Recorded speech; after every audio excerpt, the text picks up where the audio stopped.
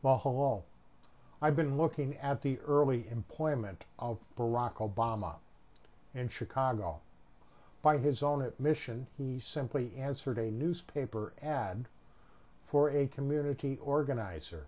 He had no idea what a community organizer did. But as it turned out, he was a perfect natural for the position and excelled in a method that was taught to him and which was formulated by one Saul Alinsky. Saul Alinsky was a Marxist liberal, a Russian Jewish immigrant who started off in Chicago as a criminologist, and through his work gained many friendships with people in organized crime. He became a personal acquaintance of Al Capone back in the 1930s and was a very close friend of Al Capone's right-hand man, Frank Nitti. And studying the methods that were used by organized crime for intimidation, he was able to adapt many of their practices into what is now known as the Alinsky Method of organizing. Another name that popped up was Hillary Rodham Clinton. She was recruited, or I should say, Saul Alinsky attempted to recruit her while she was working with a radical church group herself. And Saul Alinsky was a close personal friend of Hillary's until he passed on in 1972. Her senior thesis that she wrote at Wesleyan College was a paper on the methods used by Saul Alinsky. Now, Saul Alinsky taught his students to get haircuts, to wear suits, and to infiltrate churches, unions, and political parties. The Democratic Party is full of people that are Marxists, that are liberals, and that are bent on destroying the Constitution of the United States and destroying the middle class in this country so that there will be just simply haves and have-nots. It sounds strange, might strike you strange, that I say such a thing, because Barack seems as though he's fighting for the poor people in this country. But it was actually Saul Alinsky's method to start off with the small, poor, and the middle class, and to use them and to destroy them in the process of gaining power.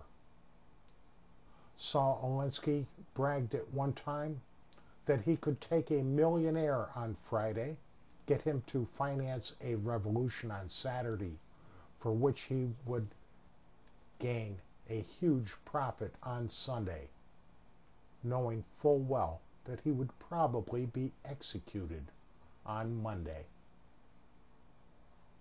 And so you can see how Saul Alinsky was talking about taking someone, using him, and then destroying him as a stepping stone to gain power. And another part of this method that he uses is to not let anyone know what you truly believe, what your true agenda really is. Many people over the past year or so have commented how Hillary Clinton seemed to be much more conservative. But that was just simply her method of hiding what she truly believed to get votes. And Barack Obama uses the same method constantly. He flip-flops on many of the issues. And as it turns out, he really has no solutions. He is simply a people manipulator.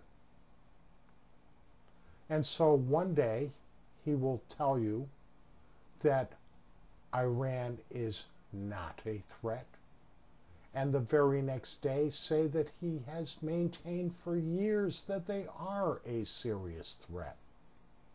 Meanwhile, he has told one group one thing and another group something else.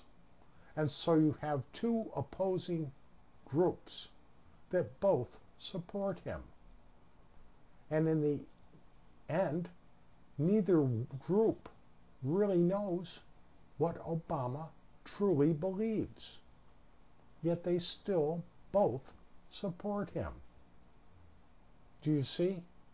He just simply uses these people, tells them whatever he has to tell them to get them wound up. And they both hope that he's going to bring about this change, when in actuality, he hasn't told anyone what he really intends to do. We could see that when Charlie Gibson asked about the capital gains rate at the debate in Pennsylvania. And he informed Barack that the lower tax rate helps the economy, creates jobs, more money being invested in the stock market, more money for the corporations to invest, and then in the end, with the lower tax rate, the economy does better and the government collects more taxes. And of course, the opposite happens when the tax rate is higher.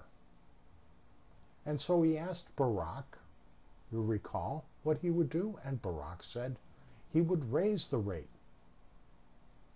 because of fairness.